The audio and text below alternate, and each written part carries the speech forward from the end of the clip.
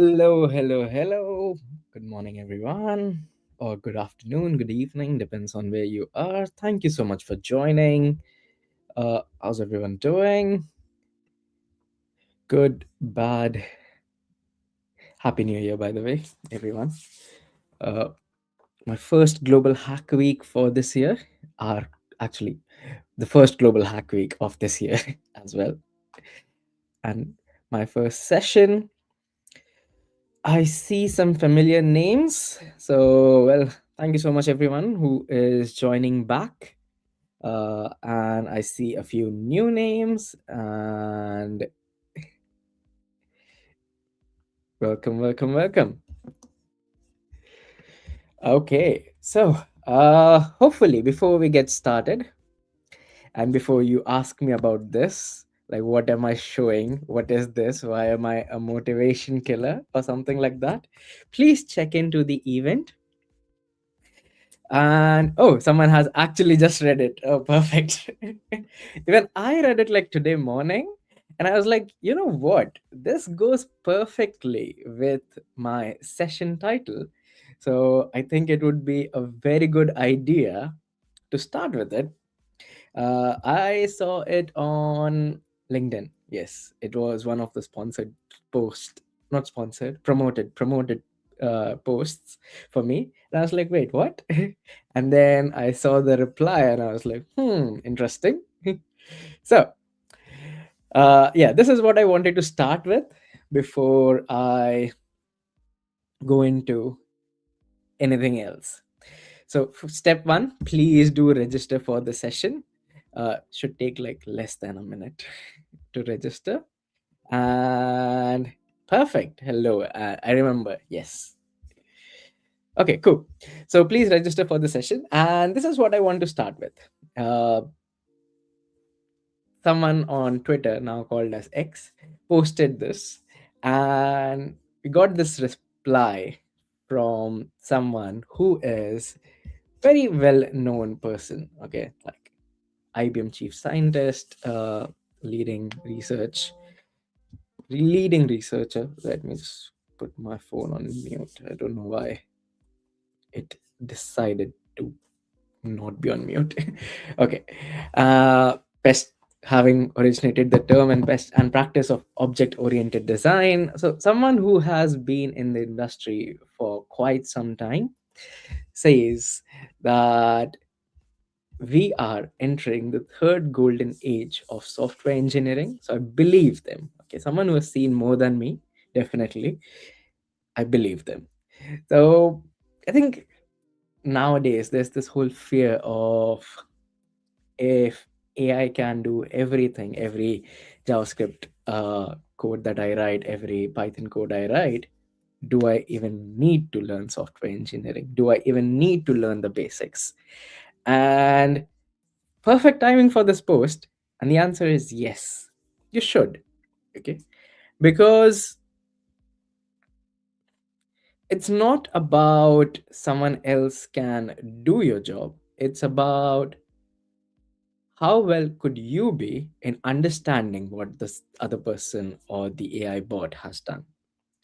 Which is why this series of 4 parts, which depends on like how fast or slow we go, will be, well, let's say mostly it would still be 4 part series, but depends on how fast or slow, as I was saying, will go, may become a 6 part series. Let's see, I'm not 100% sure about that aspect yet, but definitely in the first 4 parts what we want to learn is JavaScript from ground up. We'll have projects, we'll have small snippets of code, we will have a lot of reading slash looking around slash understanding, and I'll share what I understand. I'll share some links to where you can learn a few things from. Yep. So we'll do this. This will be a very basic sessions. Like this will be a series of very basic sessions. So for folks who know everything, I think you will get bored. But I'll still suggest you to stick around to help others. Okay. So beginners week. So of course this is going to be very basic, very beginner level, but if you know everything from whatever we cover, uh, I'll say please do just stick around and help others so that others can learn as well.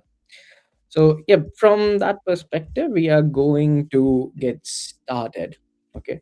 Everything that I do, every piece of code that I write will be, of course, pushed over to the GitHub. And there are a few questions here which I see.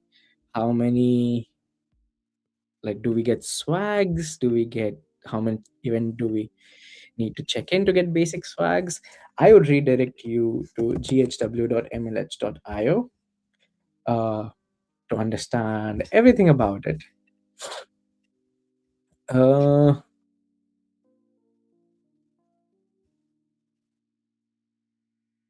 I am sure this you challenges. Yeah, check this out. And I think in the, I don't remember from top of my head, unfortunately, right now, but I do remember a few things. It used to be, actually, I'll not answer until I actually 100% know about it. But yeah, check out Global Hack Week schedule. Maybe the opening ceremony, they will have everything. 5 or 6 used to be the case. Uh, I don't think it has changed as far as I remember, but I would still say, yeah, check out the website. Check out the Global Hack Week website, the schedule, the challenges, and definitely there was an FAQ.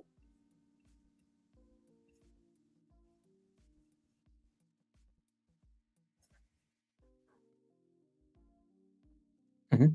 Yeah, cool. Okay, so everything that I talk about, everything that we do in these sessions, every piece of code that we write, every README documentation that I update, every markdown file that I write will be pushed on this GitHub. So please, please, please make sure that you have a look at it. Okay, keep looking at it because yeah, between the sessions I'll be pushing content to it. So if you miss out on something, that is where you will find it. So that's the first thing. The second thing is that I have 4 sessions. The first 2 sessions are today. They are back to back. So you'll have to listen to me for like 4 hours, and no one wants that. So we'll have a 15-minute break in between. So the first 2 hours we'll do some stuff, then we'll have 15 minutes break, then we'll do the next parts. So yeah, that is what I'm aiming for. And so by the end of the first 2 sessions, or let's say up until like in first 4 hours, we would have learned about foundations of JavaScript. We would have learned about some abstract operations, like coercions, equality, TypeScript, and hopefully scopes and hoisting. Okay. So these are the 4 modules that I want to target. Then after that, in like s- session 3 and 4, which is tomorrow, yeah, session 3 and 4, which is tomorrow, I am going to basically focus on uh, the next bits of it, which is closures and modules. Possibly, we'll go into object oriented JavaScript. Then we'll learn about the DOM, asynchronous JavaScript. So, what is like async await in JavaScript, working with data, and we'll have some projects that we will be building basically as the session goes along. And we'll also have capstone project ideas of what you can build now after this. uh, I'm pretty sure we won't have all the time to build the capstone project together, but I'll give you some ideas, some hints, some code snippets, requirements, so that you can build your own and push it. Cool. So that is what we are going to do. There is a question: are you going to teach us modern JS? And another question: are those going to be open source projects? Yes, everything will be open source. I prefer, if you go into the package JSON, I prefer a MIT license. I will add a license file as well. So let me add that actually quickly. So yes, I will ensure that this is open source projects. This won't be a project. It will more be code snippets, simple code snippets. And I will teach modern JS, but you cannot learn modern JS until you actually know uh, some like things that we had and how we reached where we are today. Okay, how JavaScript evolved is what we are going. I'm going to term it as. Cool. So with that all sorted, and hopefully you all have received an adequate information about what we are going to do, let's get into it. Perfect. I will be moving away from screen so that you can focus more on screen. I will be moving away, coming back on screen depending on what I'm talking about. So that ways you can focus fully on the screen rather than like looking at me. And now let us get started. Perfect. Hope you all are excited about these sessions. Okay. I hope that we like you all are excited about these sessions. Also, I don't think I introduced myself. So for folks who are new to my sessions, uh, my name is Utkarsh. I prefer to go by UT. And yes, I just realized that I did not talk about myself. So yes, my name is Utkarsh. I prefer to go by UT. I have been working as a coach in Major League Hacking for approximately 3 years now. Yeah, 3 years. And apart from like being a coach at Major League Hacking, I also stream. So by being a coach, I'm at events, mostly digital events, uh, where I am kind of managing the event. Then, as a Global Hack Week streamer, I stream content, uh, technical content. Like more often than not, I am streaming technical content. And finally, this is going to be my first session of 2026, of course, but this is also going to be my 101st session, uh, like 101st Global Hack Week stream. So I completed like 100 sessions end of 2025. So that was exciting. Like, having 100 videos out there of technical content, everything project, I would say 99% project based. It's pretty good, pretty good achievement to me and myself. I'm not comparing it with everyone. There are much better people who are streaming there, but for me, I think that is a good achievement for myself. So that was pretty cool. And cool. So with that, let's move on. I will start. Cool. So let's start with the first one, which is going to be 01.md. And this is going to be about, also, I'm going to turn off Copilot because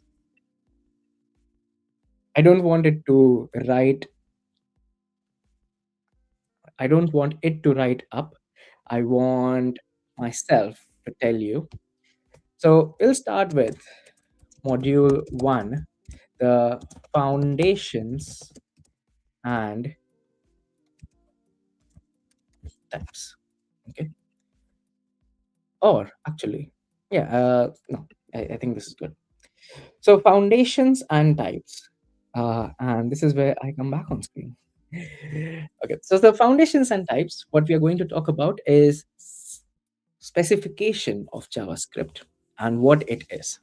So have you ever wondered, like, who decides what is the type of null? Like, if you have written JavaScript before, then have you ever thought, like, okay, who decides const or let? Who decides what should array dot map do? Who decides what to do with like uh, how to do a type checking. So someone has to be there who makes a decision.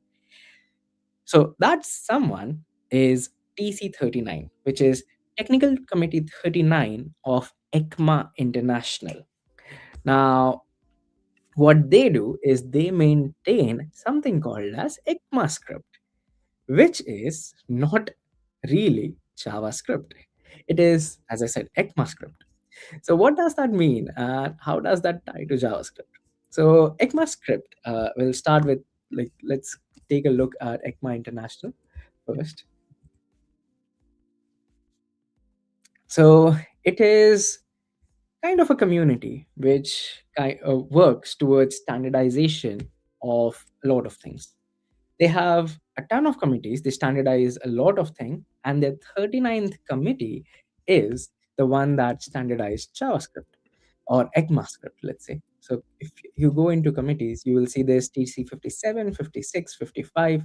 So there's 56, which is a new committee for natural language interaction protocol for communication with AI agents. Okay, so there is a community which will standardize that when a user, like from a user's perspective, if you have a lot of companies doing AI agents, and if everyone does their own implementation, then it becomes very difficult as a user to use those agents. And you need someone who standardizes it or gives out the suggestions that, hey, when user types need help, this is what they're trying to say, slash this is the standard way of asking for help. So they have a lot of this, and this is TC39 ECMAScript. So I'm going to share this link with you all in the chat. Okay, so TC39 is part of ECMAScript standard, like, and they standardize the uh, ECMAScript specification. Now, ECMAScript specification is the source of truth for JavaScript. Okay.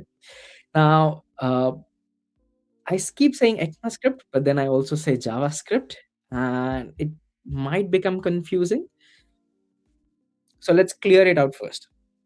ECMAScript is the specification. It is like a rule book, and JavaScript is an implementation of that specification. So JavaScript is what you see in the browser. JavaScript is what you see in, like, if you have heard about Node.js, if you have used Node.js, so then JavaScript is an implementation of, like, the Node.js functionalities are implementation of this ECMAScript script standard. So what ECMAScript gives you is what the language should look like, what JavaScript as a language should look like, what are different types, what are some built-in functionalities that should be available.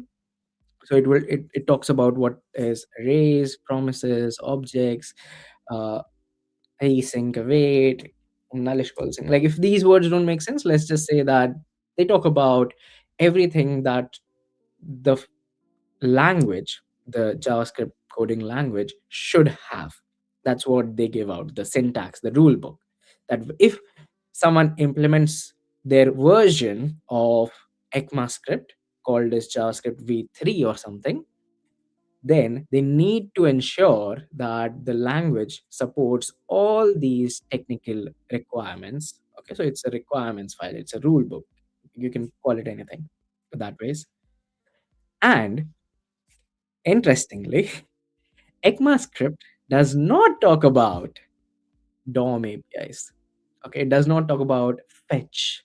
Okay, fetching data. It does not have any specification for console log. So console log is not specified by anyone or anything. Okay, so there is no specification for what should console.log do, what should console.error do, what should console.info do. No specifications whatsoever. So every browser technically can implement it on their own, however they like, whatever they like. Okay. So when I say console, this is what I mean. So these functionalities, they are not a part of any specification or any standards. Every browser can do their own implementation. Okay. Some browsers don't even need to give console.log, for example. Okay. But because most of the major browser providers do it, every new browser that comes up also builds it. So some of the implementations of ECMAScript, which makes it JavaScript, is example the V8 engine, which is Chrome. Okay, so the Chrome V8 engine, it takes ECMAScript guidelines and it implements it. ECMAScript guidelines can like is frequently updated. It's something called as a living standard, which means that every time, like, we'll talk about it, but it's a living standard, which means it gets frequently updated. V8 in at the same time might not implement it as frequently. Okay, so Chrome might not implement it as frequently. So Chrome will do its own implementation of the requirement. Then SpiderMonkey, which is the Firefox one, they do their own implementation. So these are the engines that power these browsers. Look, V8 powers Chrome, SpiderMonkey powers Firefox. I think the SpiderMonkey is the Firefox one. But yeah, so these are the implementations of ECMAScript, and that's how it becomes JavaScript. Now, one more thing to note: JavaScript, the word itself, is a trademark. Okay, it's a copyrighted word by Oracle. There have been litigations going on about it, like it shouldn't be in public domain and stuff. But today, as we talk about it, JavaScript, the word keyword, like the word, is officially owned by Oracle. Okay, so that's about TC39. That's about ECMAScript versus JavaScript. And if you have heard about the word TypeScript, it takes JavaScript but adds type on top of it. Okay. So it adds something called as static types. We'll talk about that as well. So ECMAScript, specifications, the rules, JavaScript, implementation, and TypeScript is nothing but JavaScript, just slightly better. Okay. Now, uh, in the past, I myself have said this, and I'm pretty sure you all must have heard that if you want to know anything about JavaScript, go to MDN,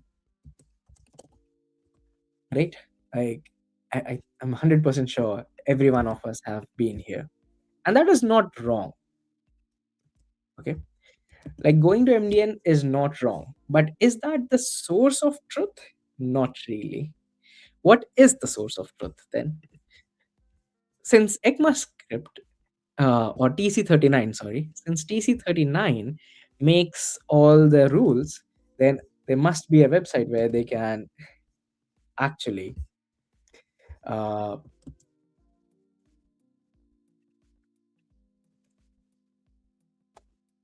add it, right? So here you go. So this is the website where they specify JavaScript. Okay. Uh, Now this is kind of here there. Okay, so ECMAScript specification, JavaScript, and these are all the details of what is coming up next in JavaScript. Okay, this is the language specification. Okay, this is the language specification. So this is the up to date ECMAScript specification, and this is where everyone talks about what the rules should be. That is why I kept saying ECMAScript, that it's a registered trademark by ECMA International, and they specify like this is the requirement for when someone implements this uh, language, and this has every detail that you want to know about JavaScript as a language. And this is very difficult to read. Yeah, I've tried reading it multiple times, and it is very difficult to kind of read unless you actually have slight understanding of one kind of programming language. If you're very new to programming in general, I would not suggest this. Okay, because then you will get caught into this whole vortex of words that don't really make sense. And for them to make sense, you have to know some sort of programming already. I would not suggest this one, but if it's a new year resolution to kind of learn JavaScript from the source, then here you go. Okay. So it talks about what is object, what is type, what is null type, what is boolean type, what is string type. Okay, all the different types. It will talk about uh, what happens when you add two numbers. Okay, what happens when you parse something, like other every detail of the language is here. Okay, what is a for statement, if conditions, while loop, what does while loop mean exactly. Yeah, you'll find all of that here. Now, if you want to really read or learn to read about this, and you're like, okay, yes, it is my what do you call new year resolution to actually learn about it, then I have a link for you, which should be this one. How to read ECMAScript specification. If you are really interested, and this is where I got that joke. Okay. So if you really want to read it, you know some sort of programming language, and you want to kind of understand it from ground up, here you go. Okay, so let me share this link as well. So there will be a lot of link sharing, of course, and I will also add these links on the documentation.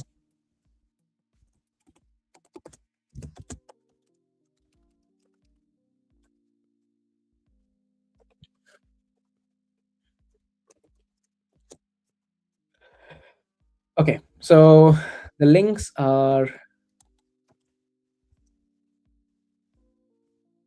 ECMA International.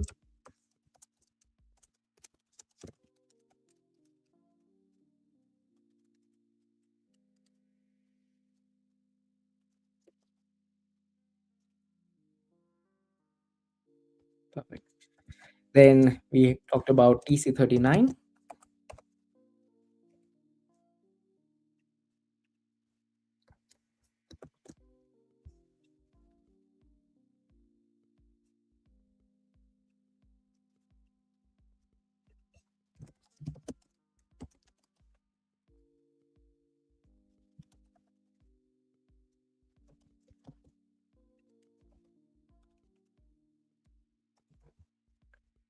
And how to read.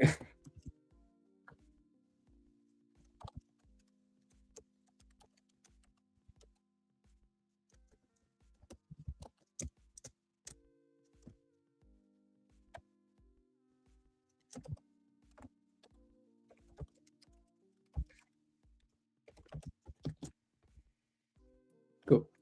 Of course, MDN.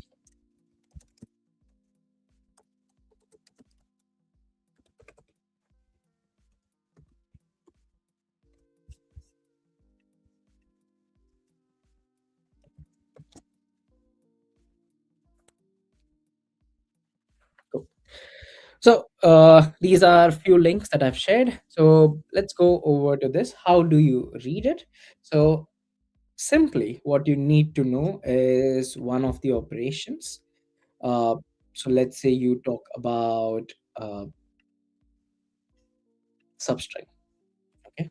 So if you want to understand what is substring, then you really need to read it from uh, the ECMAScript specification. So you will go over to the website and you will search for substring, if you can spell, because I can't. So here's the term, the phrase substring, which is basically inclusive start and exclusive end.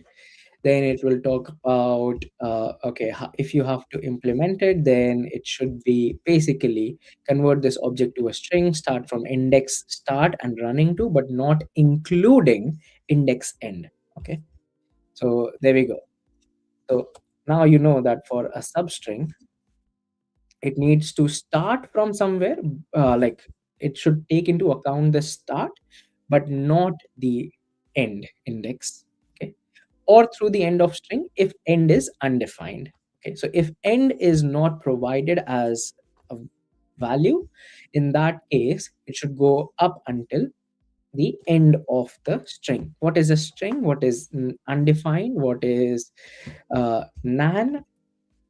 That is why you need to understand these first before you actually go to ECMAScript documentation, as I was saying a bit ago. Okay, so you can read this guide. Now, every year, or I would say every 3 or 6 months, you will find a lot of proposals that go into defining what the language should additionally have. So if you go over to the main page, you can see that there is this specification, something called as temporal. Okay, and this provides a new specification of how to work with dates and times in JavaScript. So if someone implements it, they should follow this, and I think it has been implemented already in these two, or actually, yeah, in these two. So Spider Monkey slash Firefox has already shipped it in like 139, in version 139 on 27th of May. Uh, Chrome will ship it in 2 days. Okay, 13th January 2026, or 3 days, depending. Yeah, 3 days, right? Yep. So there will be something new in JavaScript, which will be temporal. So now your browser will support it, implement it. Node.js has still not done it, or there is an issue raised on Node.js to implement temporal API. Okay, it is open, it has not been completed or merged. There have been some merges around it, but not 100% done yet. Okay, so uh, maybe in a newer version of Node.js, they will be temporal. And now to work with date and time, you'll need to learn all about temporal APIs. And where's the best place to learn about it? If you know everything about, like, not everything, if you know most of JavaScript, go for ECMAScript to understand the specification. Then you go to MDN to see if someone has written a documentation. And then you combine both of those and see what APIs are available. Okay, so MDN does have documentation about it, and there we go. Temporal API. Okay, what does it give you? It gives you a unique instant in history using temporal.instant. Okay, so it represents a unique point in time with nanosecond precision. It would be similar as, I presume, date dot now, or date. Okay, yeah, even I haven't read the temporal specification yet, haven't used it, but here you go. This is how you find it. So you can find like these proposal documentations. These are available, and what EC39 suggests is if you ever want to raise a proposal, go to GitHub and raise it. Okay. So let me share their GitHub.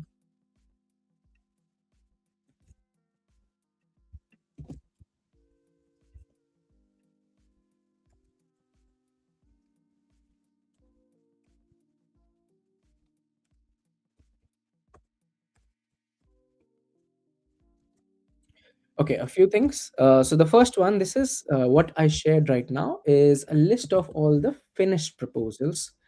So example, when like a proposal, okay, yeah, we haven't we should talk about this first.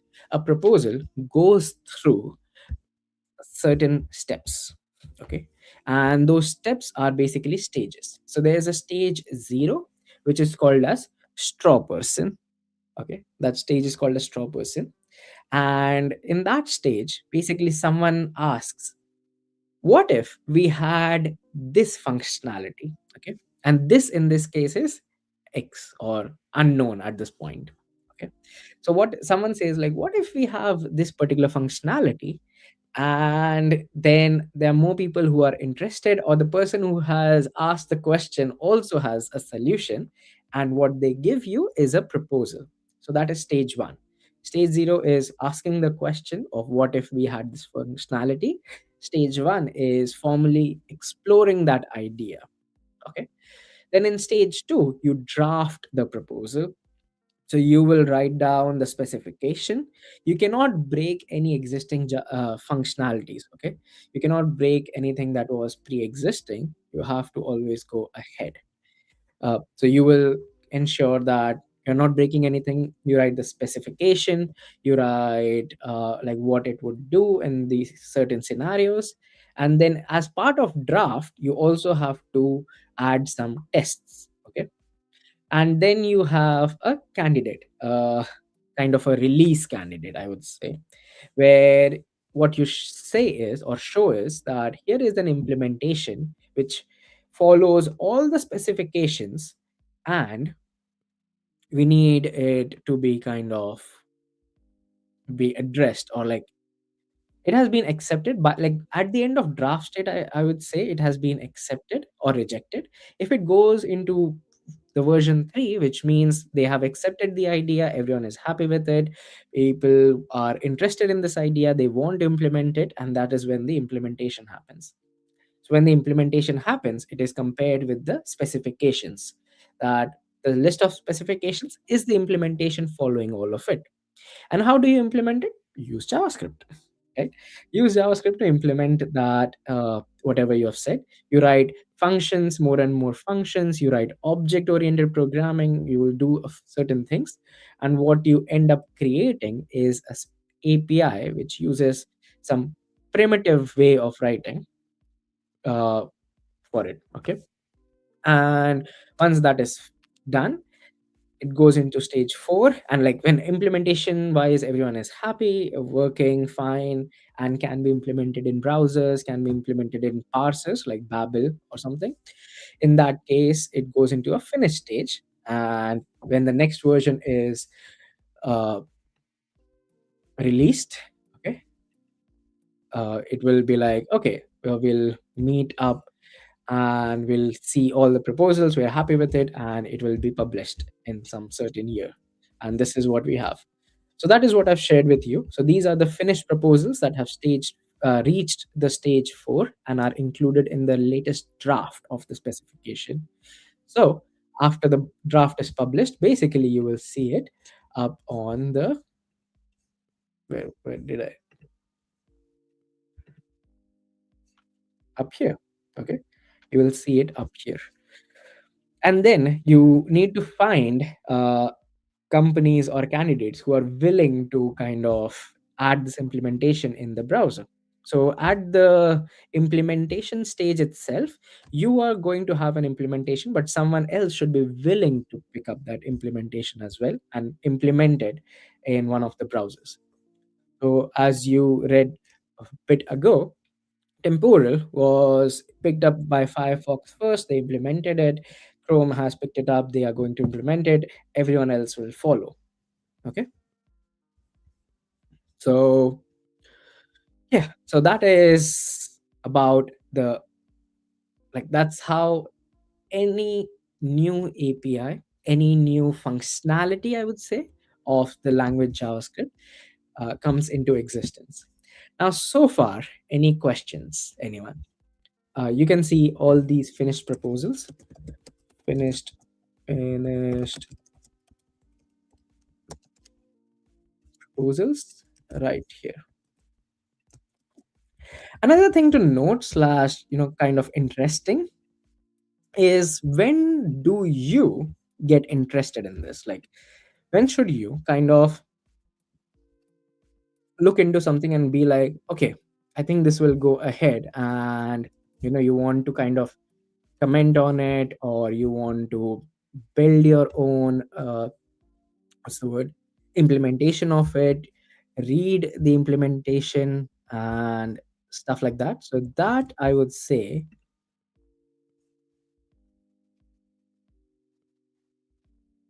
is in stage 3. And you can see all the stage 3 proposals right here. So these are some stage 4 ones, stage 3 ones, stage 2, and stage 1 proposals. So there's going to be getting last element of array is a proposal, and it is not going to advance to stage 2 for now, unfortunately. That's fine. Pattern matching, and it is in stage 1, and you can see how to like them. This is the problem, which is there are many ways to kind of match it, and we have to use like triple equals to doesn't work, switch things doesn't work. How do you match it? And that is where this pattern matching is coming into one of the ideas. It has been most voted as thing, so probably it will move to stage 2, and after stage 2 goes to stage 3, the candidate, and finally stage 4, that is finished. So this is on proposals.es. I don't think it's a official website. Okay, it's not an official website. It is kind of a copy which takes from other blogs and stuff, and takes from GitHub. So when should you be interested in reading these proposals? When they reach stage 3, in my opinion. Okay, and that is my opinion. That's not an official recommendation or anything. But in my opinion, if you are interested in JavaScript as a language, if you're interested in learning more about it, then how do you keep yourself updated? Is just go and read the stage 3 candidate proposals. So these are things that will definitely go ahead. Like, there's 99.9% chance of it going ahead. I can't think of a reason why it wouldn't. And that ways you will be always updated with respect to, okay, these are the new upcoming features, and then you can keep an eye on when someone implements it. When someone does implement it, you start using it, right? So I will say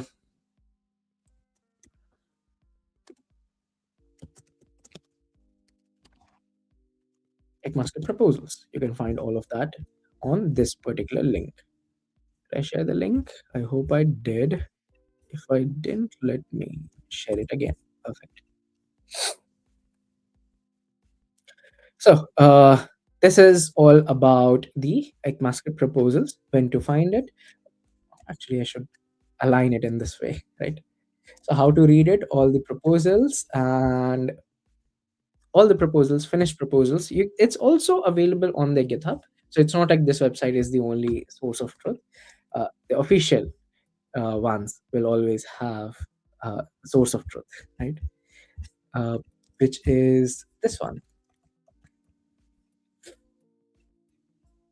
But that website is just better looking. Let's just say that. Uh, in GitHub, you'll have to read it. But here is again everything. Stage 3 ones, stage 2.7, stage 2. 2.7 is when you add the tests. Okay.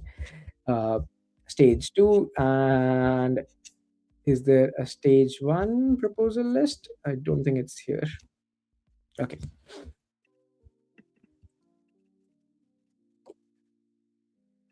But this is where you again can read about it. Let me share this in the chat. There you go. So far we have not written a single line of code, but I hope you have understood how things come into picture, how functionalities come into picture, how proposals are created, how it is like how someone implements it, what stages it goes through, and everything is, I would say, more or less open for uh, comments. Okay, there are 100 and like a lot of comments that come around every time a new feature is built. So example, if I go in here, temporal, which is going to be a new feature, also has a lot of problems already which need to be fixed, right? Uh, so people raise PRs on that. They kind of give solutions for it. There have been how many? 1,790 closed PRs on the temporal proposal. It's going to be a new feature, but yeah, there you go. Okay. Check total nanoseconds in is valid duration. Okay. Okay. Someone has said that okay, this needs to be one of the features in it. It needs to be one of the APIs. Yep. So you can kind of take a look at all of these to understand the stages it has gone through, so many iterations, reiterations, building, rebuilding, and it has finally reached this. Confusing behavior about time zone in two locale string and I international dot date time format. So there's a confusing behavior in case of this versus temporal. Okay, so what does two locale string do and what does this one do? And there are two draft PRs already, which will fix it to ensure that the time zones do not have a clashing behavior.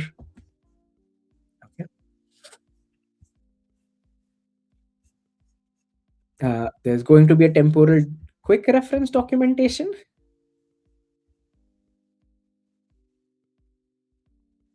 Hmm. And you can read more about it. So this is one of the interesting PRs to read more about temporal when it comes in as a functionality. So that's about it. And one last thing that I wanted to share is now this is from a very old article, and I wanted to share this because I think this is pretty cool. Okay, reading about it and everything that I talked about written down. So this article is called this one, and there we go.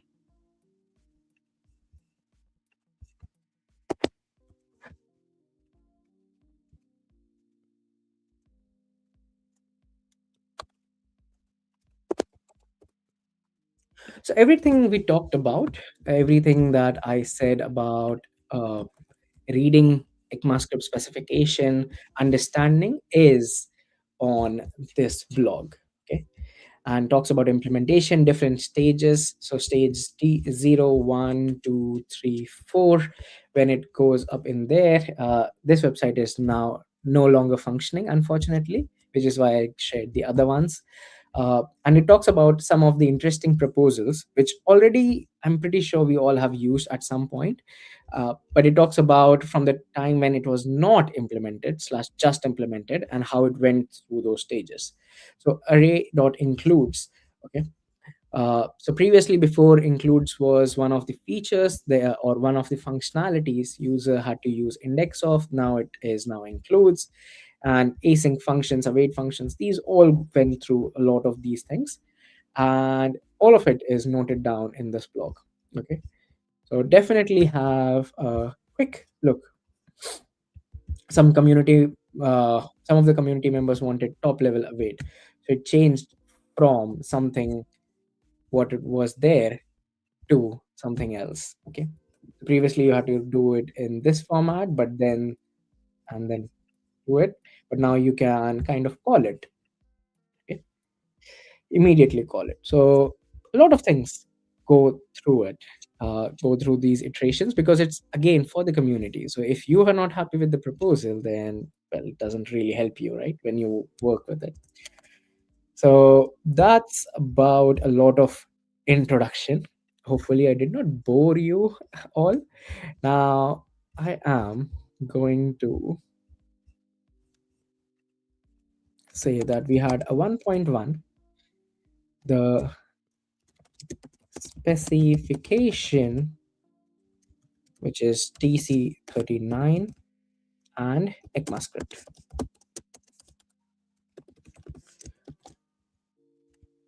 Why is this unhappy? Oh, there you go. And I'm not going to write down everything for the time being. but this is one of the titles that we have covered. And as part of that, we have covered the references. And next, we will go up to 1.2. Okay. So 1.2, this is where we actually start some coding aspects. So we'll talk about primitive types. Primitive, primitive types.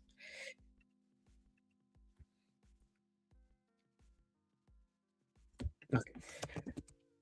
Get status. Okay. And let me also open a preview. So this is what it will look like. And oh, let me also add one more JavaScript resource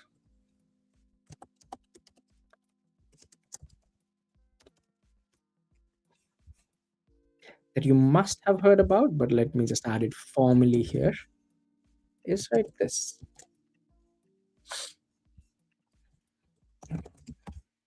Remove this, formatted, git add all, git commit, and this was uh, uh, uh,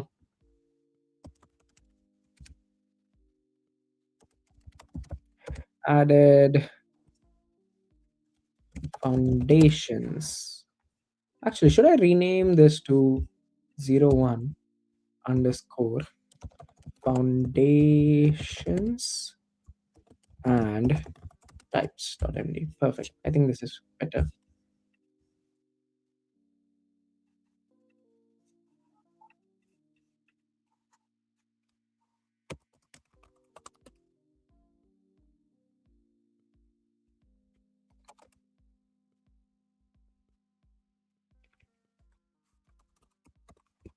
And git push. Next up will be part 1.2. And again, you can visit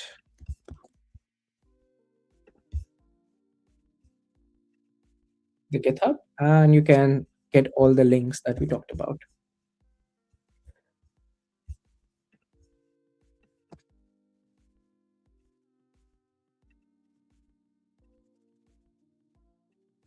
There we go. Perfect. Now let's go into some coding aspects, which will make it more interesting from this point onwards. Okay. So the first line, and this is not original line, this is uh, stolen from someone who has written a lot of books about uh, JavaScript. So this is one of the lines from Kyle, which is that in JavaScript, variables don't have types, values have types. Okay. And this is very important to know because whenever someone talks about JavaScript, they say, yeah, this variable is of type string or this variable is of type number. No, the value is of that particular type. And what you're using is you're using that variable, sorry, value, assigning it to a variable, and then you are checking the type of that thing. Okay. So what does all of this mean? So let's see. Uh, let's talk about the different primitive types. Okay, primitive types that exist in JavaScript. So now from this point onwards, I'm going to say JavaScript because these are implemented already. Okay, ECMAScript has defined these primitives, and every browser or every implementation of ECMAScript, aka JavaScript, has used this or slash created it. Okay, so there are 7 different primitives. The first is undefined. Okay, so the first primitive is going to be undefined.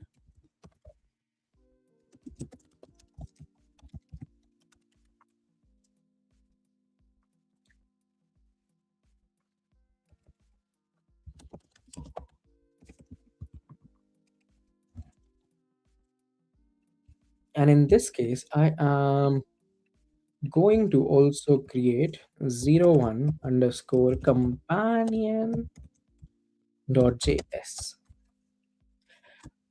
So these companion files are going to be place where we write code. So as I said, the first one is going to be a type of undefined. So JavaScript has something called as undefined. Now, how do you kind of, what's the word? How do you check the type of something? Uh, for that, we have to first understand how to assign it to a variable, unfortunately. Okay. But before going into that, let me give you some names. So one is undefined, which means absence of a value. Then the other is null. Okay.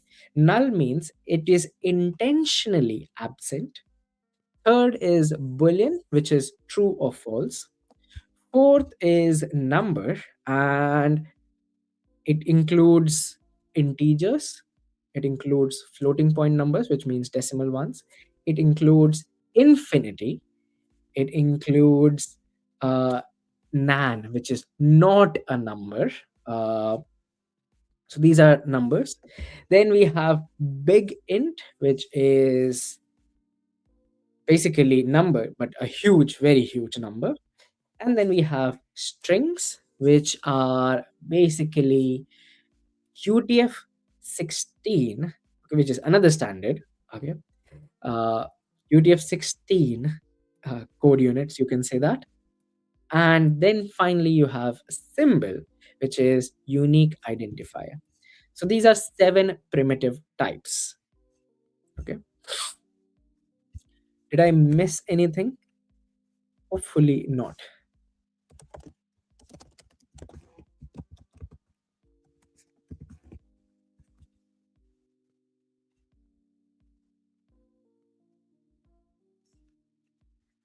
And to confirm that, I can check MDN. 1, 2, 3, 4, 5, 6, 7. Yep, there we go. So we talked about undefined, which means absence of a value, null, which is absence of a value but intentionally absent. Okay. Then we have boolean, we have string, we have number, we have big int, and we have symbol. Okay. So there you go. Perfect.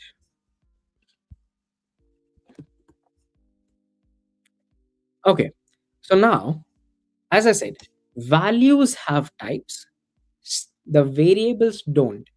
But to kind of take a look at the variable, like to take a look at the value or understand the type of uh, something, understand the type of, I would say, value slash variable, there is a functionality, but we have to first assign it to something. So let's start with that. Let's say I have let unassigned. Okay. And what is let here? So I'm going to skip slightly ahead and I'm going to say that let, const, and var are 3 ways to define variables. Okay. What? Did it start working again? Oh, stop. Okay. 3 ways to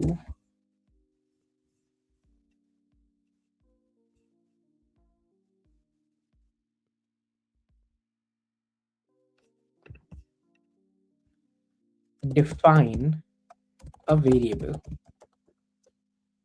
One is using var, const, and let. Okay. We'll talk about all these in details, but these are the 3 keywords that basically tell you how to define a variable. Okay.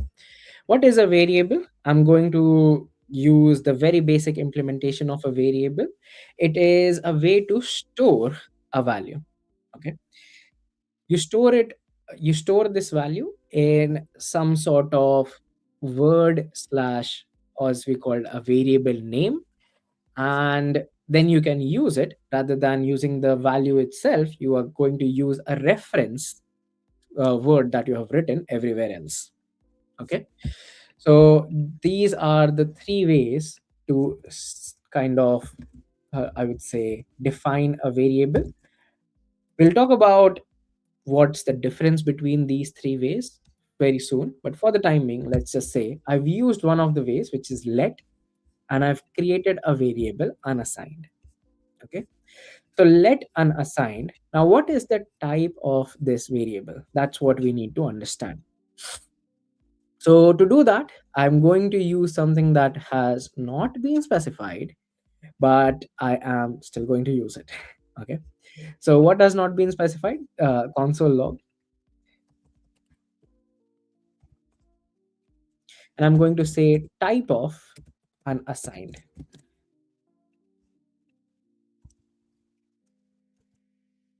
And uh, as browser implements JavaScript, it also means that we can go to a browser and actually take a look. I'm going to just do it here at it. So let unassigned and console.log type of unassigned. This should tell me what is the type of this. And as I hit enter, it says it is undefined. So this is of type undefined. Next up is let intentionally no value, and it says null. Oops. Now if I do this exactly, this should return me something. And let's go over here, paste, hit enter, and it says it is of type object. Okay. So this returns, and also all of these returns are in strings. Okay. So this returns object, which is a bug.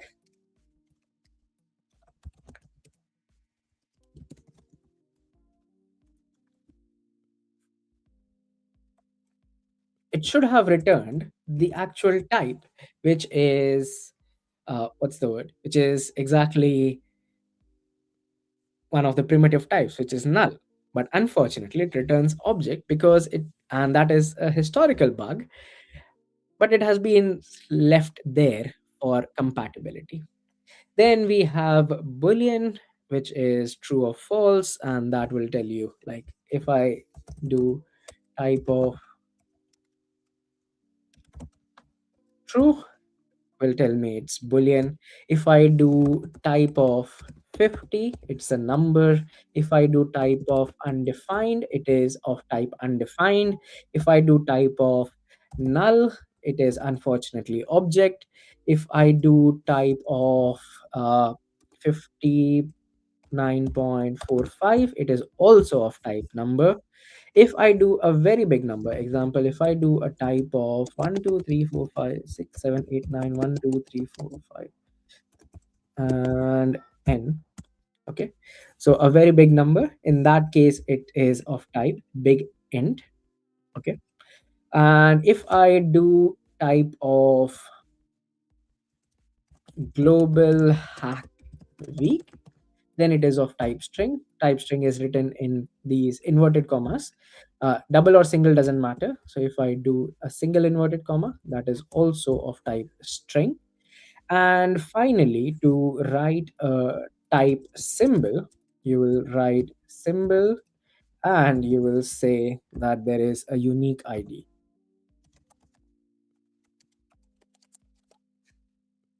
Okay, and it is of type symbol. So these are the primitive, 7 primitive types of uh, 7 primitive types in JavaScript. One of them is a proper null as a type, but unfortunately doesn't work. Cool. So hopefully this so far has made sense. I am going to just copy this and paste it right here.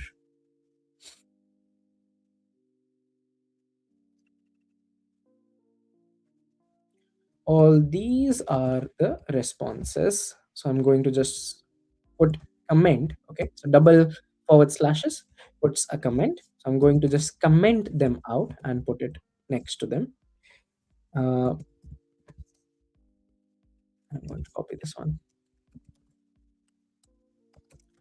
Preserved SER, reserved for compatibility, backward compatibility. as I said like moments ago, that you cannot break the existing JavaScript. Okay, so that is why this was never kind of changed. This one can go up here. This is big int, and this is and mlh. This is also type of string, and that goes up here, and finally symbol that goes up here. Cool. Okay, so that's about it, and really did not need to actually use ways of defining values, or did not need to use variables, but it's okay. You have kind of learned ahead.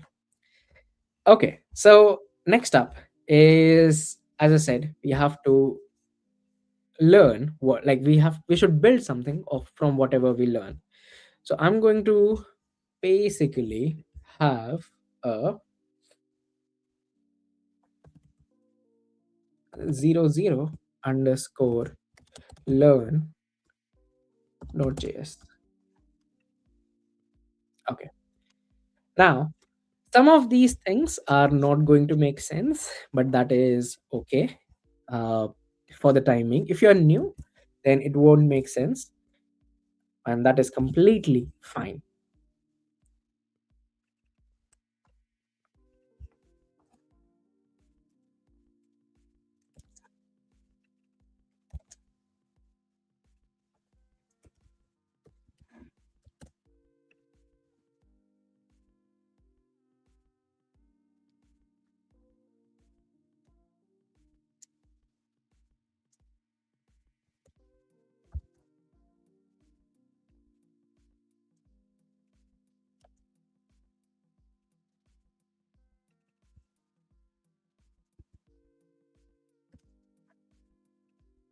Okay, so this is what I have, and hopefully this makes sense.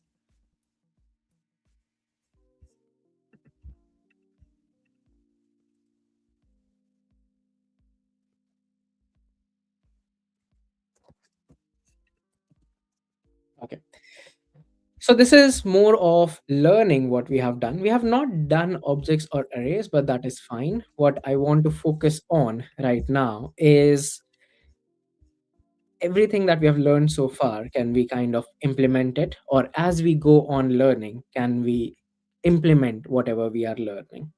Okay, so what we have learned so far is type of. So in this case, if I do a console.log for type of participants, okay, where participants is sort of data, and I take it up on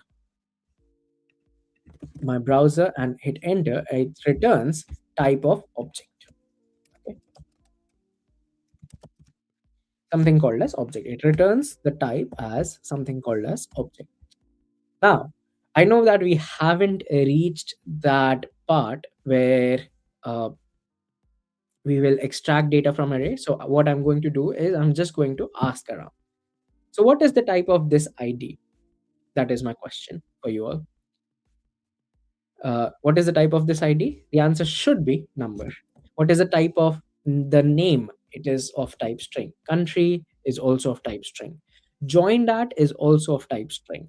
And if I want to know what is the type of active member, okay, active member. So if I want to get the type of active member, which is not a thing here in this data, then it will return me undefined. Okay, so that's how you would use the type of. So you would use type of to kind of get the type of a particular data field, and based on that data field, based on if that data field exists or not. Example, if you try to get the data field of active member, it will not exist, and it will say, yep, this is what's the word, this is undefined, so I don't want to do further operations on it. But if I say that, okay, if it is of type number, if some value is of type number, in that case, I want to do something else about it, like, I don't know, add it to some data or whatever, then we can check the type of for that value, and based on it we can make decisions. So type of number, type of string, type of like undefined will help us make some decisions around how our code should proceed. Okay, cool. So now we have learned about the different primitive types. Now there are two more things that we need to talk about, which is what is this object, what is this array, and how do they come about, right? So we saw this object at least twice so far. We have everyone must have heard about something called as arrays, and what are those things, and like what do they do and stuff like this. Okay, so let me kind of think about it in a nicer way.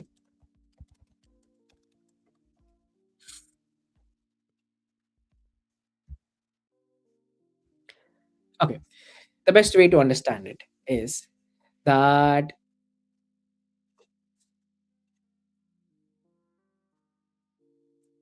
arrays, yes, arrays are nothing but a collection of different data types. Okay, that's the best way to put it. And in this case, we have an array is represented with these square brackets, and it has a collection of different data types. Now, that data type could be anything. Example, I can say if I have an array of a, 1, null, undefined, then I have an array of collection of 4 different data types at this point, right? So array is nothing but a collection of different data types. Now, why would you need a collection, and what does it help with? Uh, the idea is that it enables to store different types of data, or maybe a lot of data of same type together. Okay, so if I want to store the names of all my family members in terms of, like, think now from terms of code, that if I want to store names of all my family members together, then in that case I can use array, which where everyone's name is added as a string. Okay, so my primitive data type is used, and I create a collection of everyone's name, and that is my what's it called, that's my collection that I would want to use whenever I want to know the names of my family members. For whatever reason I keep forgetting and I want to store it. Okay, so that is an array. Now, what is an object? An object is a key value pair, and the value could be any of the primitive types. So, example, in this case, if I say A is A, oops, then I have another which is B, which is 1, and I have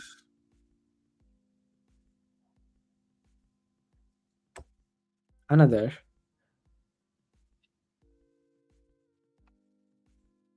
C, which is null, and I have another which is D, which is undefined, and I have E, which is nothing but an array of everything here. Okay,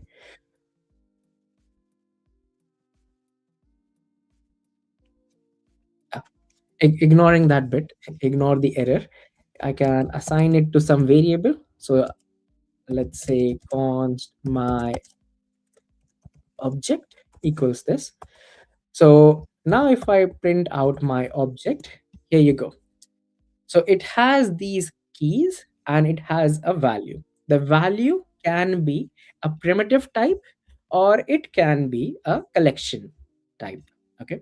So you can see that A is at this point a primitive type of A string.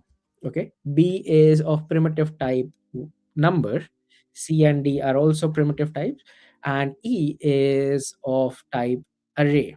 Okay. But is it? So that is where we go to the next bit. Okay. So from an array, I should create two different arrays and also I should copy it. So I'm going to create const my object and I'm also going to create const my array. Copied over. Perfect. So that I can keep using and reusing it. So let's take this one for the time being.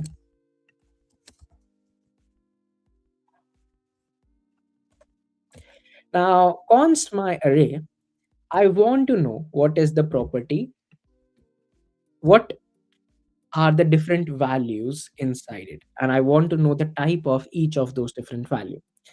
So from an array, I can use something called as a position. Okay. I can take out the position and I can say that give me everything at position 1 and tell me the type of it. And it says type of uh, the value at position 1 is number, but it's is not. It is a string. I know that. But that is because I'm looking at the wrong place in arrays. And this is like everyone remembers it, but you remember it as long as you see it, and at some point you always forget it. Okay. You always forget it. Why and how? Because uh, you always miss out on that arrays start at zeroth index. Okay. So the first element is retrieved at zeroth index. And index is nothing but its position. So this is at position 0, position 1, position 2, position 3. So to get the value at the position, at a particular position, I can do just my array of 0, and that should return me the value at that position. Okay. Can I do something called as dot notation? Unfortunately, not. Okay, because it does not understand what is going on here. Okay, let's now use the second bit. My obj, my object. Again, I want to get the value at position 0. So if I do type of my object at position 0, it says it is undefined. Which one is it talking about? Now, this is the second problem. My object is of type object. And in an object, to retrieve a data, what you do is you use the key, okay? The key that you have created. So in my case, the key that I had created was A, B, C, D, E. So I can do type of my object dot A and it returns string properly. I can do dot B and dot C dot D and dot E, and E says it is object again. Okay, so there are two historical bugs now that we have found, and we are not sure what's going on. Okay, so let's start with the first two. Like, let's start with two things again, or let's repeat two things. Arrays and as well as objects, they are data types which allow you to store a collection of data. Okay, collection of primitive data types, right? So eventually every data type will end up being a primitive data type. We have 7 primitive data types. We have seen how do you define an array using square brackets, how do you define an object using curly brackets, and inside those curly brackets you have to define the key and the value. Okay, how do you access a variable inside, not a variable, sorry, how do you access a value inside an object, uh, inside an array, sorry, you use the positions. Okay, and arrays always start at position 0. How do you access a value inside an object? You use the dot notation to check the key. uh, does it always have to be dot notation? Not really. What if I do that, give me the detail at b, and I remove the type of. Okay, so again in this case what I'm saying is my object, which is my data, I want the detail at key b. Okay, so b was, I was using it as a dot notation, but I can also use a normal array of position notation, where instead of position I'm supplying it the key, and it understands that I want the value at that particular key.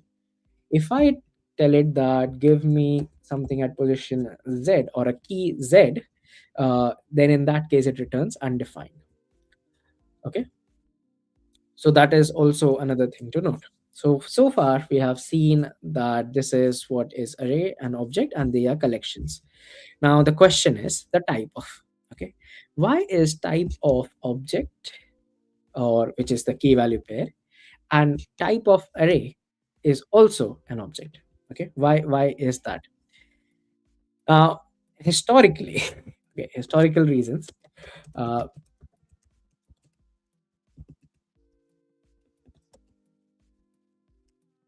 hmm, so historical reasons, uh, that when they created it, okay, is said that an object is going to be uh, any collection, and any collection would have in that case been the key value pairs, and also the,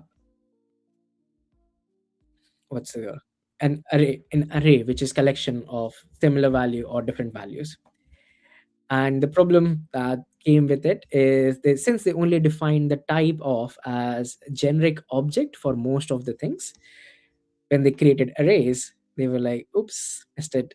You should have a type of array. But they didn't really need it. Why? Because later on they could create something called as, is it an instance?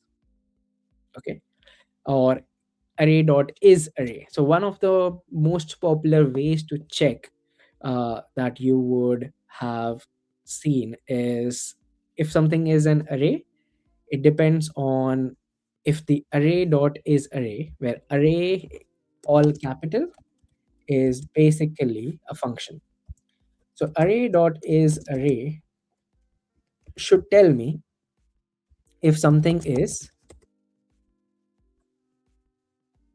an array. Okay, so let's go back.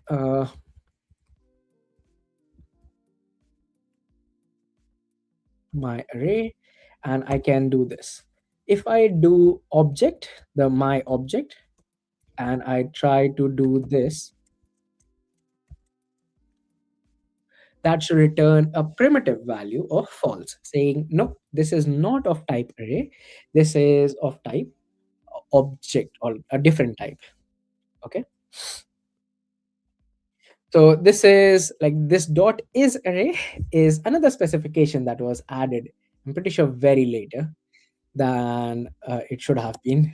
Okay, to actually check, here we go. There's an operation is array, it takes an argument, and it will return, if the argument is not an object it returns false, if argument is an array exotic object it returns true, and then some other things. Okay, array exotic object is simply an array, which means inside square brackets you have collection. Okay, not an object, that is interesting. What is not an object? It will basically be a collection of properties where you have the key and value. The most interesting bit in this case is, how do you determine if something is an array or an object?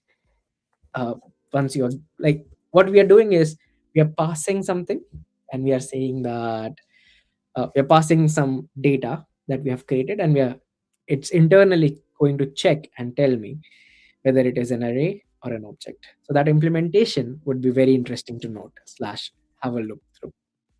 Cool. So now we have learned about arrays and objects. I think our project will make much more sense. So I'm going to delete all of this. And now let's go ahead. Okay. Uh, Type of participants will return object, but if I do the same thing again, but in this case, I say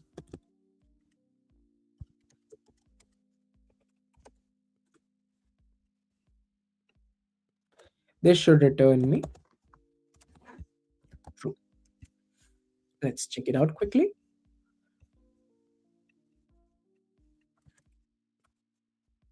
Yes, it does return true. Cool. So that's how you can kind of determine if something is an array or an object. There's a language specification, historical bugs, also part of language specifications, and it's not changing anytime soon. And oh, accessing some data. So if I do console.log type of participants of 0. Okay. So participants of 0 will return me this data type, right? Like this thing, this whole thing. How can I kind of prove that to you? I can basically do participants of 0 at position 0. It returns me this detail. What is the type of of participants 0? It's going to be object.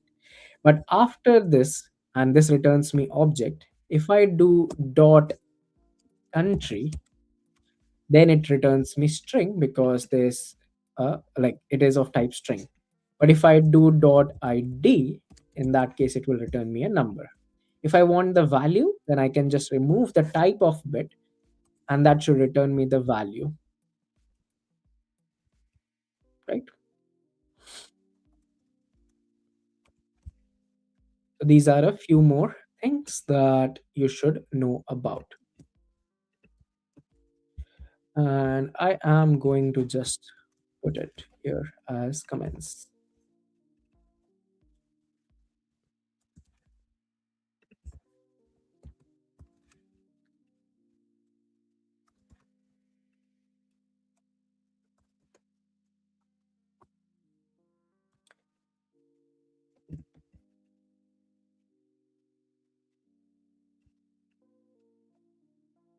I'm going to remove this for the time being.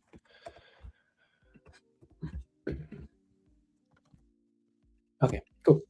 So this is some details, some data. Hope again. Any questions, anyone? I know we are going very slow, and it seems like well, this is so boring, but uh, very soon we'll be moving on to a lot of other interesting things. Okay, any questions, anyone? Anything about so far? We have covered primitives. We have covered some complex types.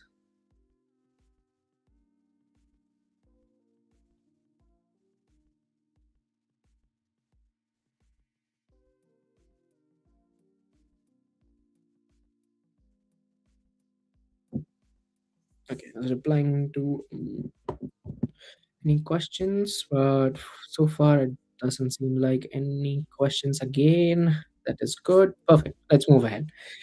Okay, so primitives covered. We have covered some different data types, complex data types as well. Now, what's next? Uh, Next, what I want to cover, which would make it again a bit more interesting, is functions. Okay, what is function and why is it so important? Okay.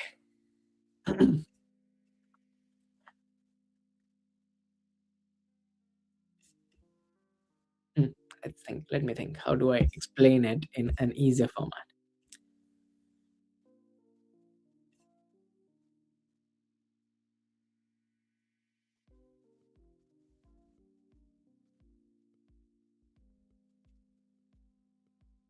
Okay. So think of functions as a way to kind of replicate or duplicate or follow some instructions again and again rather than you wanting to write it again and again and again. Okay. So how do you explain that? Okay, let's think of it as in a very simple format. I want to let's say square a number. Okay. So if I want to square a number, which is one of the most popular examples, I will multiply that number by itself. So this is 2 square. If I want to do a 3 square, I'll multiply it by itself. I want to do 12 square multiplied by itself. I want to do 125 square multiplied by itself, and so on and so forth. Okay. So uh, if I have to do this again and again, and for whatever reason I have to create a function that does this squaring, sorry, if I have a task of doing the squaring again and again, what can I do that will help me do this task again and again?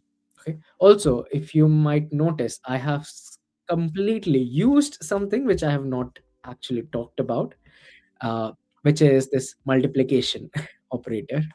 Okay. So that's also something that should have been taught about, right? But I missed it. Okay, let's talk about it very quickly before we move to the functions bit. So different kind of mathematical operations are also something that you would find in case of when you use JavaScript. Okay. So what are those different kind of mathematical operations? Adding two numbers. Okay, so using the plus sign to add two numbers, that is one of the mathematical operation. Subtracting of numbers, that's another mathematical operation.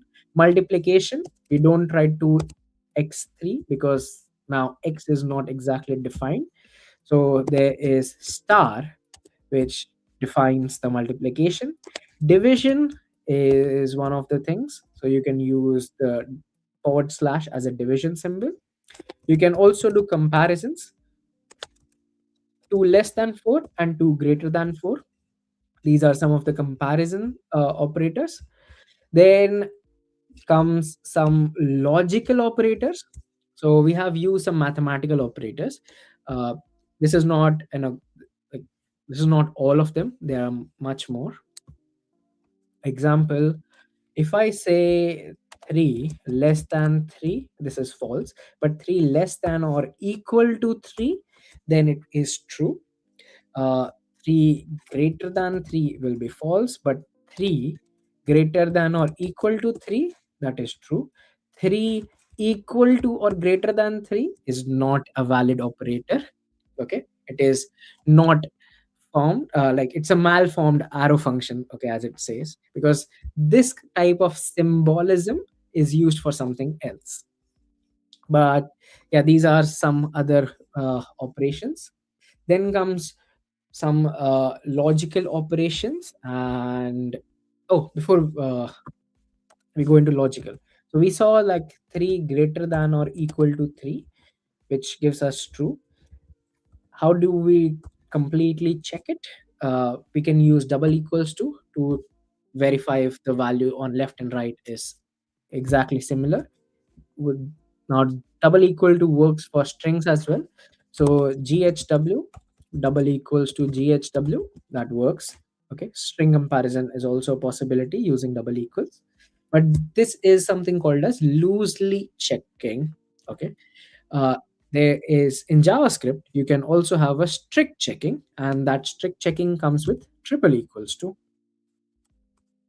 Okay. And why would you do that? And why would you need double equals and triple equals? Simply because you can technically have a type change or type coercion, as the word says. So if do one double equals to one, where check this, type of one is a number and type of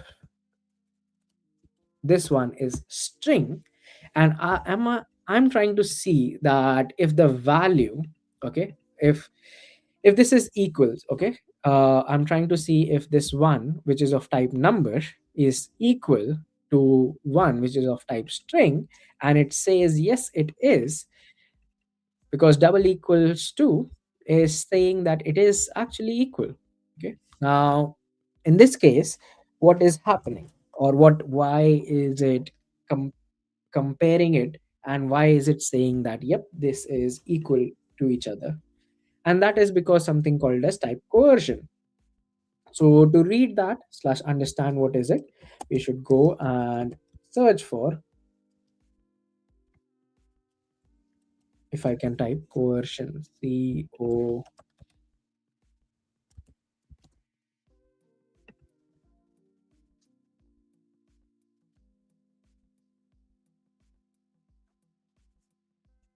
or actually I think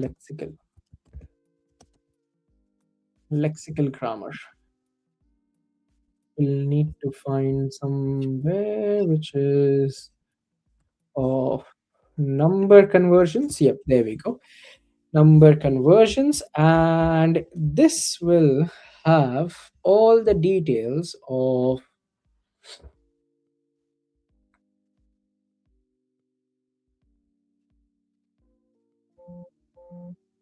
numbers, if I can find the exact link easily. Okay, string to number.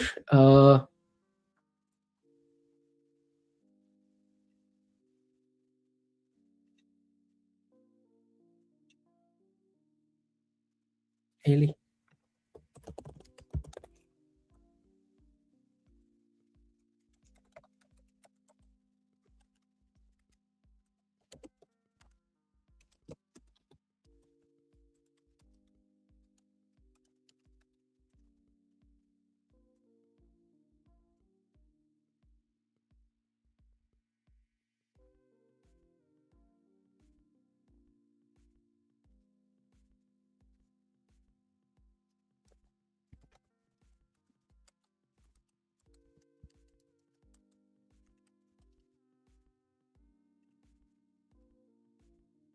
Ah, here we go.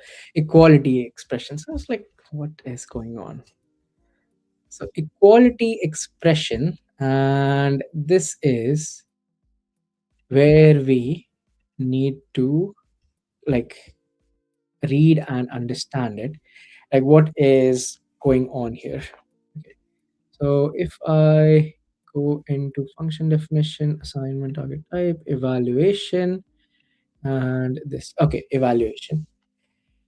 uh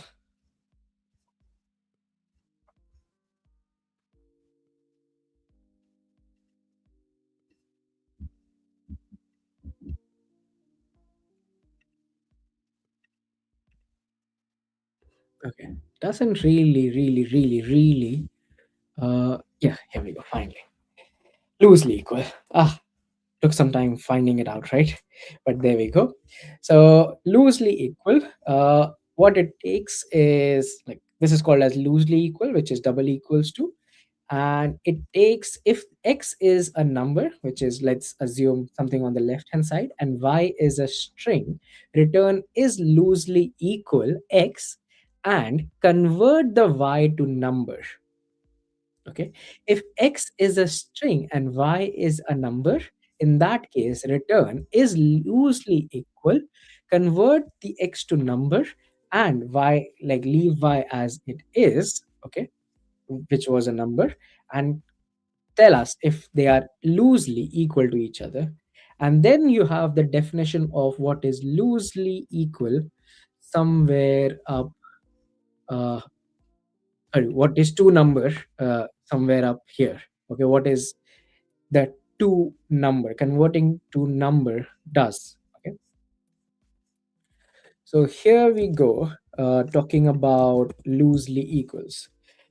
The idea, is that if you are comparing two variables or two values, one of them is a number, other is a string. In that case, check that are you able to convert it to a number, and if you are able to convert the string to a number, then compare if they are equal, and if they are, return true, else return false. If it is of same type, okay, if same type is true, in that case return is strictly equal. Okay, so it's not about okay double equals to for same type is the same thing. No, if they are of exactly same type, then use the is strictly equal logic or the requirement or the rule to return the answer, like return the answer in this case is true. Sorry, if they're equal, sorry, if they're equal, if their type is exactly the same, in that case compare based on is strictly equal rule. If one of them is null and the other is undefined, in that case they are loosely true. If and the other way, but is it strictly are they true? Okay, that is a question. So let's try it out. So if I clear all this and I say null double equal to undefined is true, null triple equal to undefined is false, because now we are going into are they strictly equal to each other. If they are, uh, like are they of the same type? First of all, they are not of the same type, so in that case strictly equal is going to return false. But if I talk about double equals, which is loosely equal to, are they of the same type? No. But do I have any rules which tells me what to do in case one is null, other is undefined? Yep, there are rules which exactly tell you what to do in case one is null and the other is undefined. Okay, x is undefined, y is null, also return true. So this is as per the documentation. The exact rule book says that this is what needs to happen in these certain scenarios. There's also about big int and string, string and big int, boolean and is loosely equal, boolean and something, and so on and so forth. Okay, so all the details are here. So yeah, so those were some of the operators. Oh, the logical operators. So logical operators are, must have heard about them, something called as and or. Okay, so in English language, if the way we use the word and, the way we use the word or, uh, that is kind of a logical operation that can be applied, that can be converted to some sort of logical operations and used in code as well. So how do you think about it is if I say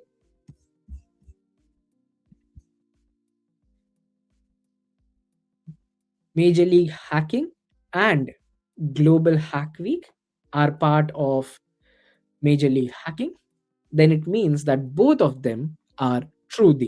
Okay, they both of them are boolean true, which leads me to some logical conclusion.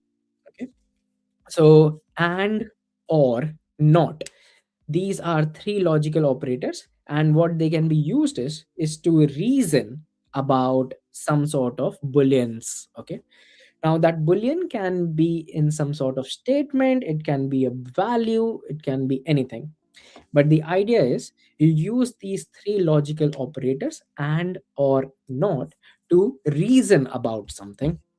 So example, if I say true, if there is a statement which is true and a statement which is false, then are both of them compare like together true? No.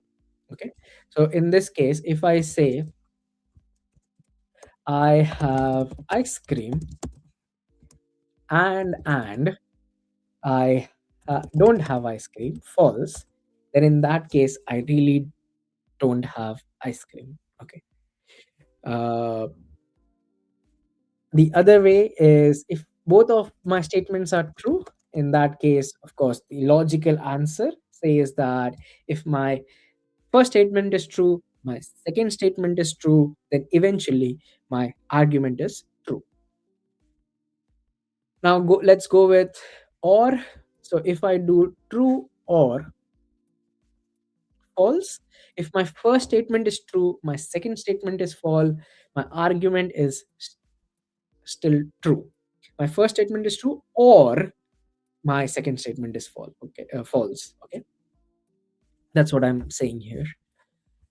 True or true is true. What about false or false?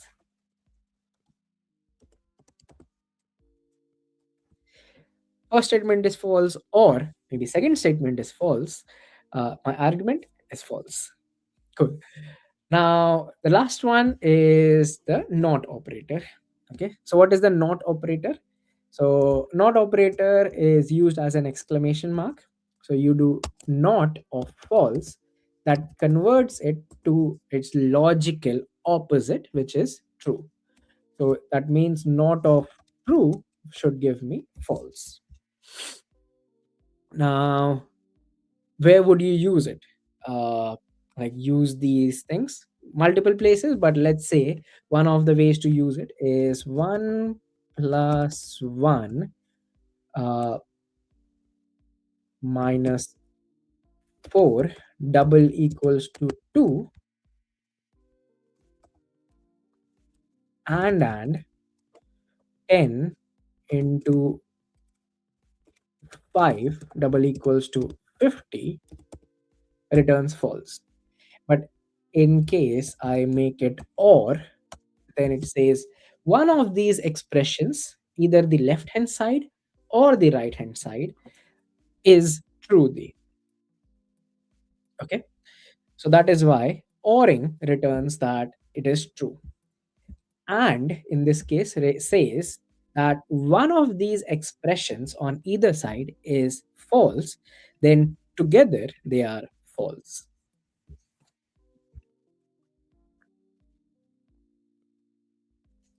Okay, so that is about the operations. I was going to show the not operation. So if I take this argument again, but if I add a exclamation mark here,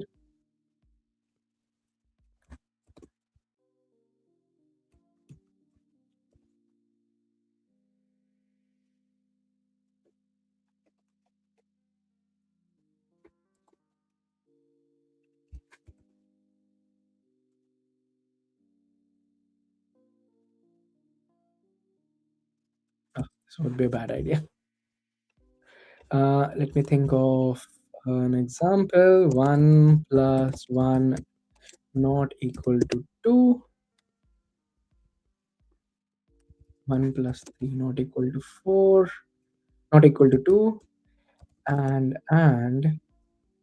3 plus 2 double equal to 5. Uh, Okay, perfect. So in this case, the left side of the operation and the right side of the operation, both of them are truly. Okay. If I do triple equals, still truly.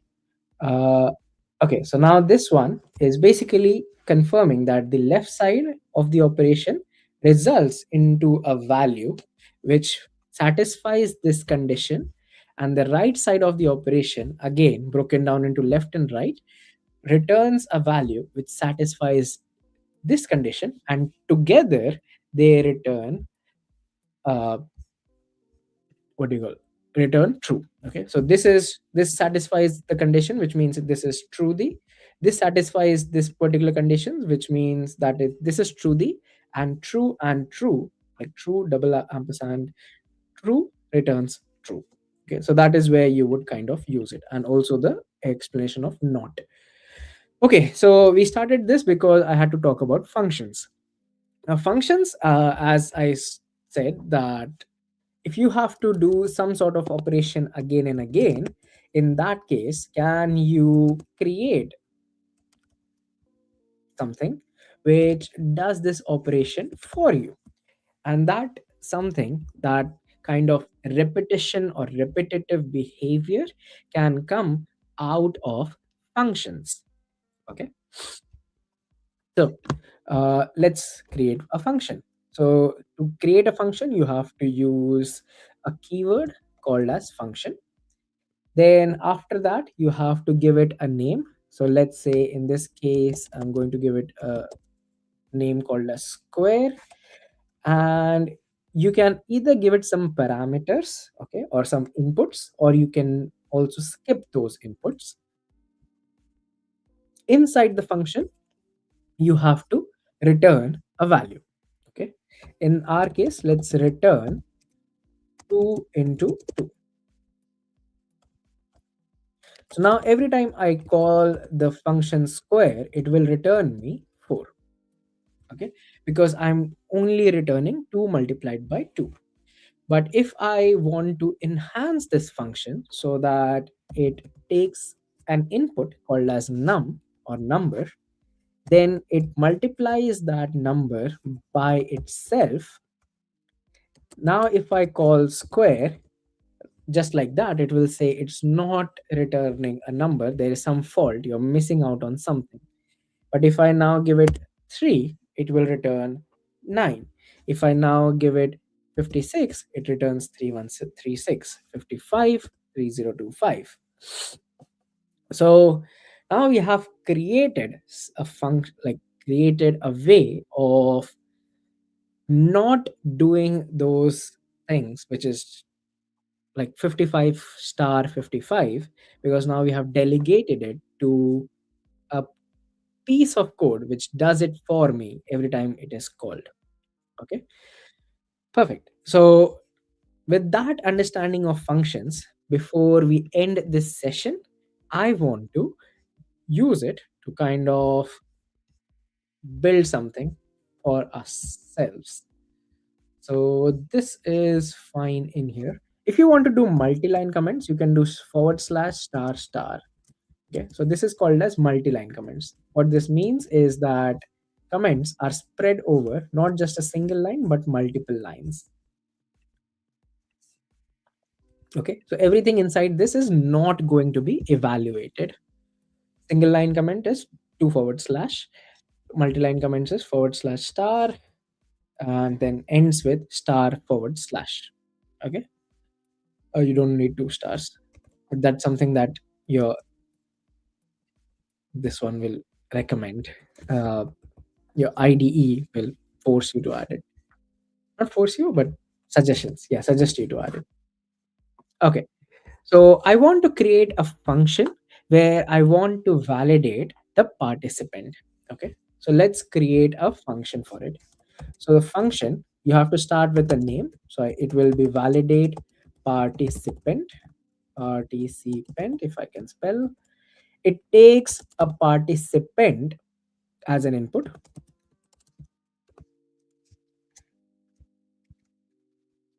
And then we have curly brackets. And now inside this curly brackets, I want to check if all my participants are valid participants. Okay, so let's do that. Let's do const checks. Okay, and I can kind of, let's start with this const id check. How many fields do my participants have? They have id, name, country, and join that. So I need const id check, const name check, const country check, const joined at check. Okay, now id check, what I'm going to do is I'm just going to do type of participant dot id. It needs to be of type number. Oops, semicolon. And now I'm going to repeat this a couple of times. uh, the id will change to name, it will change to country, it will change to joined at, and all of these need to be string. And what about if there is a field that is missing? Okay, so I need to ensure that two fields which are very crucial to me need to be present. So I'm going to say const has crucial fields.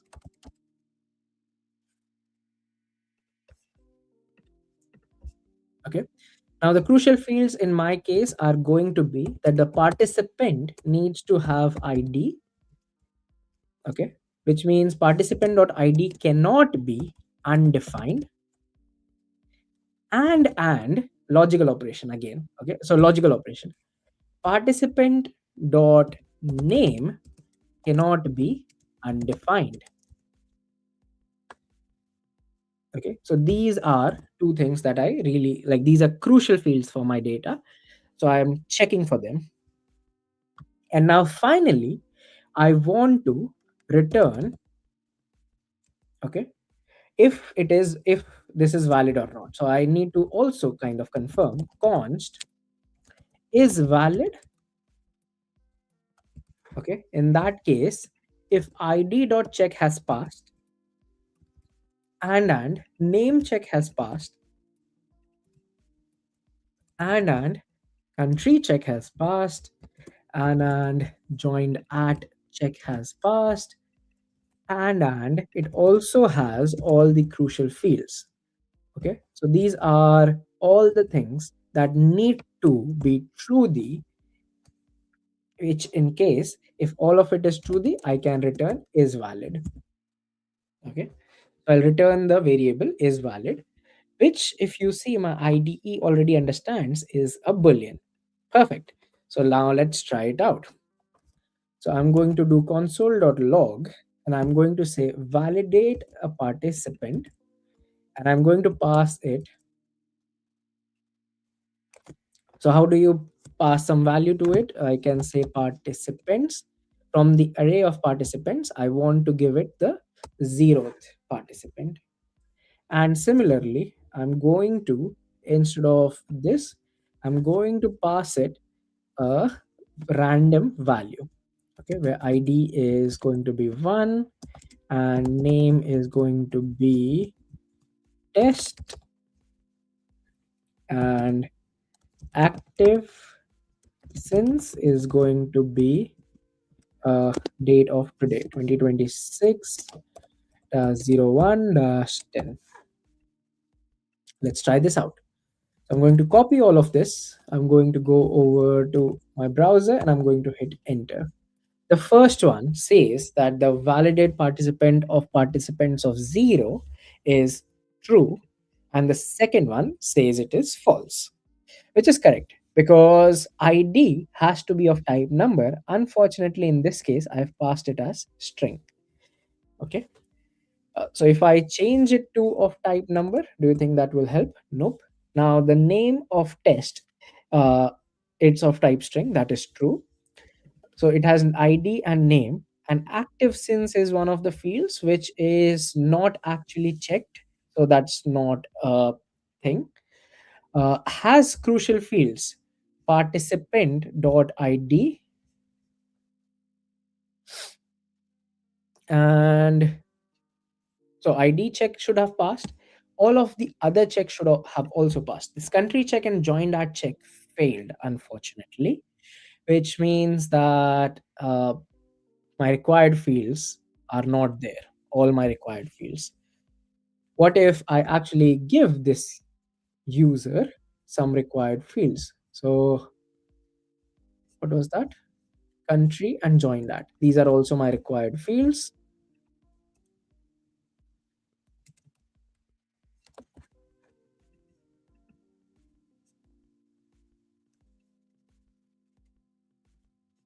Perfect. Now if I hit enter, it returns true. It also has this extra field, active since, which is not something that I am using or want, but it's there. But since my check is ignoring anything other than these fields, an extra field kind of sneaks in. Okay. It sneaks in which is causing a problem. So how can I ensure that there's nothing that sneaks in to this?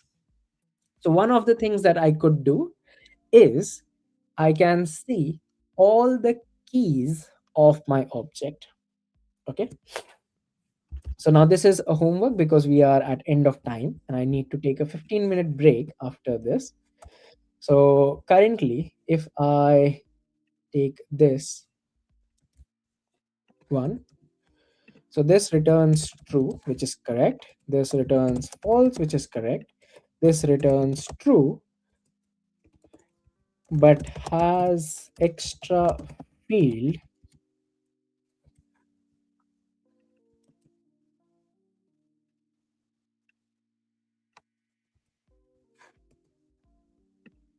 of active sense, which I don't want.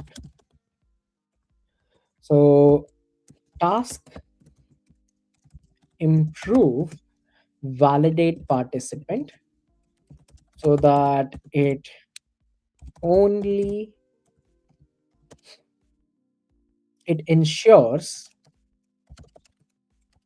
that data only has what are the fields? ID, name, country, and join that as ID, name,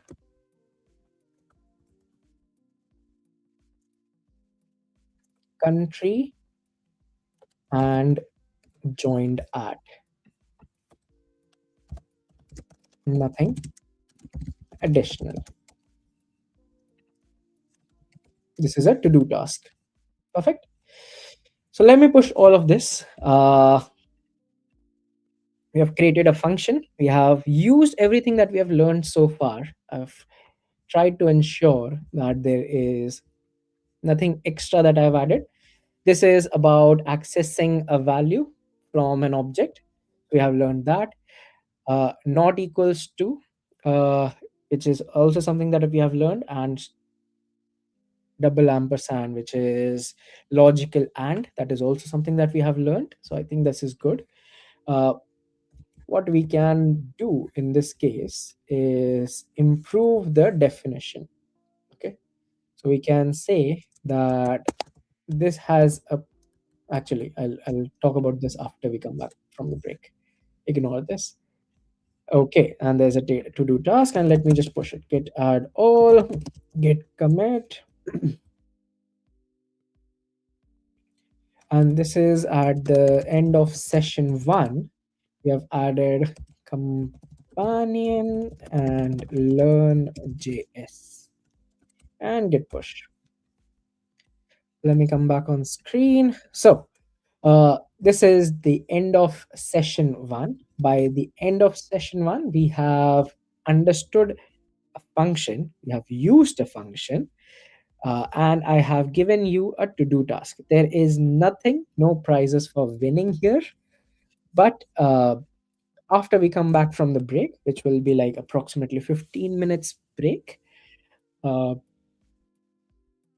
we would write the solution for it. If you end up creating a solution for it, what you can do is paste it once we come back. Okay, not right now, and try to do it by yourself. Don't take any help. What we want to do is basically use everything that we have done so far. Try to see if we can use everything that we have done so far, and can we do it from that point? Okay, so that is a task. If it's something that we have not done so far, it's okay. Don't implement a new solution yet. Okay, we can leave this task for later. Cool. Okay, so that's about it. And before I go, I want to ask you all for feedback. So this is the link for feedback. And let me also share it in the chat. There you go.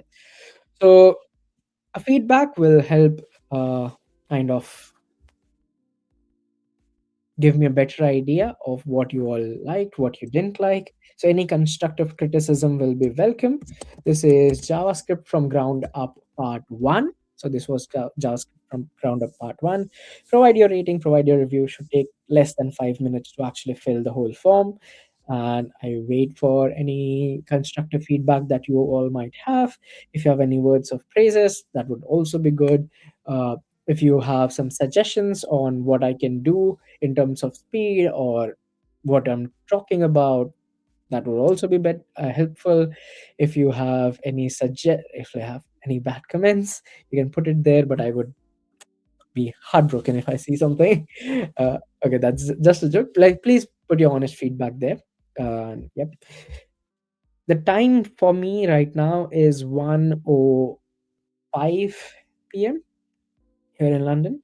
So 15 minutes would be 1:20 p.m. So let's come back in 15 minutes. I'll start the stream 5 minutes before that, but you don't have to join. Okay. I'll also post an announcement on Discord. So please make sure that you are on the Major League Hacking Discord channel. Okay. Whew. Thank you so much, everyone. Cheers. Bye bye. See you in a bit.